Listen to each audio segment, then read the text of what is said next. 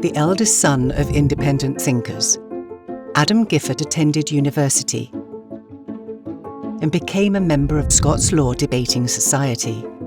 He later decided to become an advocate and in 1849 was called to the bar.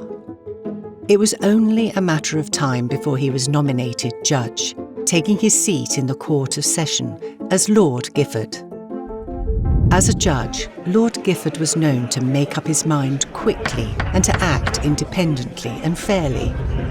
He was in great demand as a public lecturer, but one whose lecture topics related less frequently to jurisprudence than to metaphysics and philosophical religion.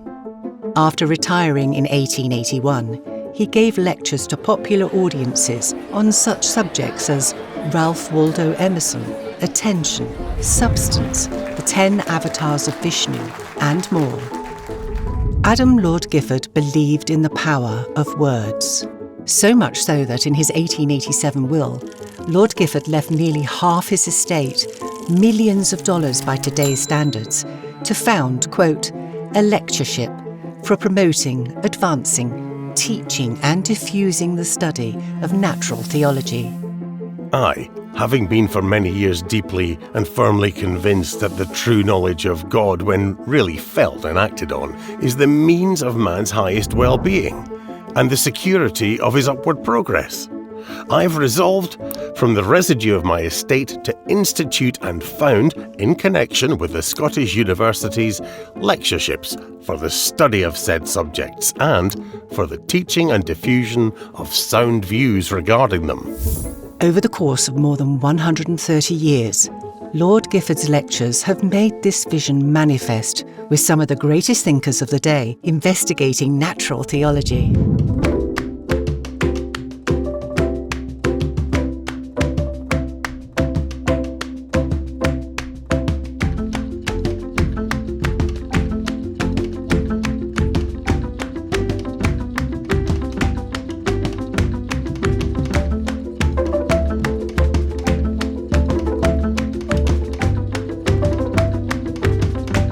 But what does a conversation inaugurated by Lord Gifford in the 19th century have to offer us today?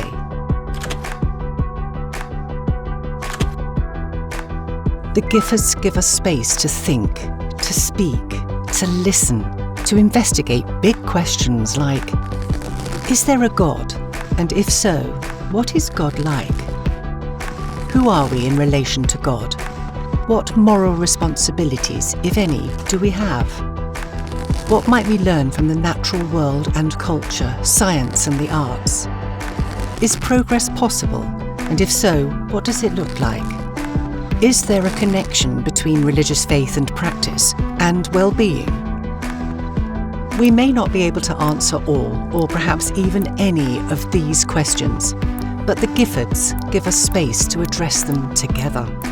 And if Lord Gifford was right, our well-being and the possibility of progress depends on this free discussion. The Giffords, investigating natural theology.